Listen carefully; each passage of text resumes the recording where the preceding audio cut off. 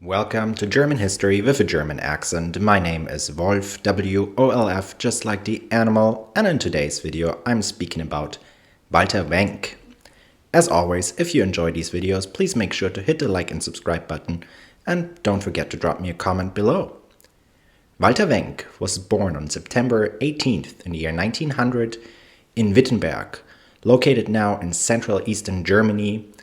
His father, Maximilian Wenck, was also an officer. Walther Wenck joined the Cadet Corps in the year 1911. By the end of the First World War, 18-year-old Walther Wenck attended the main cadet academy in Berlin-Lichterfelde. Once the war was over, like many others, Wenck joined a free corps to fight against the communist uprisings that occurred in the early days of the Weimar Republic. During a battle in Berlin, he was wounded, and for his efforts he was promoted to a non-commissioned officer rank. In the year 1921, Walther Wenck was officially kept on in the military of the Weimar Republic, called the Reichswehr. Once he completed infantry school, he was promoted to the rank of lieutenant, equivalent to the rank of second lieutenant in the US Army. On October 3rd, 1928, Walther Wenck married Irmgard Wenelt, with whom he had 2 children. After the National Socialists seized the power in Germany, Wenck switched from an infantry unit to the 3rd Motor Vehicle Department. The motor vehicle units were the concealed, newly developed tank and armored vehicles of the Reichswehr. The reason those units had to be kept a secret was that in the Treaty of Versailles, the German army was prohibited to develop armored units. But in a secret cooperation with the Soviet Union, the Reichswehr was able to get around this regulation.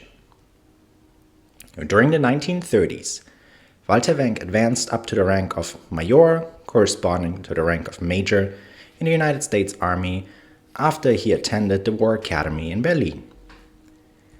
He participated in the Poland campaign as a member of the staff of the 1st Panzer Division. This division, by the way, was the first fully functional tank division in the Wehrmacht. During the war against Poland, the unit advanced under the command of Army Group North towards Warsaw. For his achievements during the Poland campaign, Walther Wenck received both classes of the Iron Cross. With Heinz Guderian as his commanding officer, Wenck also participated in the West campaign in the year 1940 and was promoted for his superior tactical skills during the conquest of the eastern French city of Belfort. With the beginning of the Soviet campaign on June 22, 1941, Wenck, together with the 1st Panzer Division, marched towards Leningrad before it was redirected to advance towards Moscow under the command of Army Group Center. In the year 1942, after he received the German Cross in Gold, he was commanded back to Berlin to teach general staff classes, but after only a few months, Walther Wenck was ordered back to the front lines. As Chief of Staff of the Army Group Holt, Wenck received the Knight's Cross of the Iron Cross in December 1942. During the next 3 years, he would advance up to Heinz Guderian's Chief of Command Staff in the General Staff of the Wehrmacht.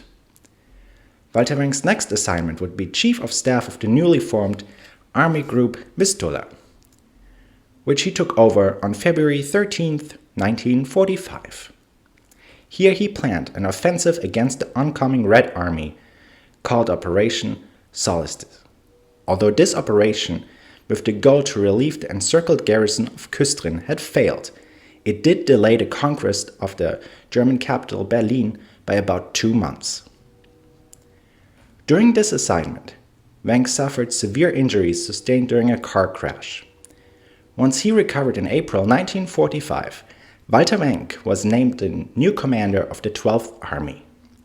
And as commander of the 12th Army, he received the order to support the defense of Berlin. This order, by the way, was handed over by Wilhelm Keitel, but instead of focusing his remaining troops to break through towards Berlin, Wenck did march east to support the breakthrough of the 9th Army commanded by Theodor Busse, which was encircled at Halbe, about 36 miles south of Berlin. Once the armies linked up, they marched towards the Elbe River to become American prisoners of war instead of falling in the hands of the Red Army.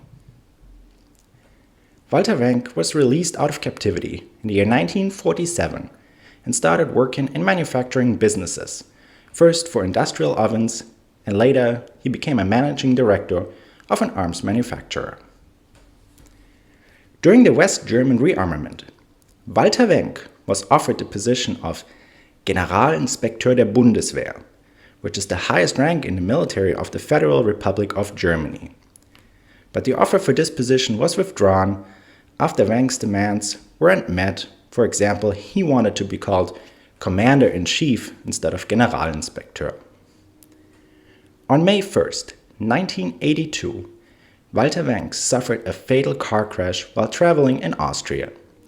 He died at the age of 81. Thank you so much for watching.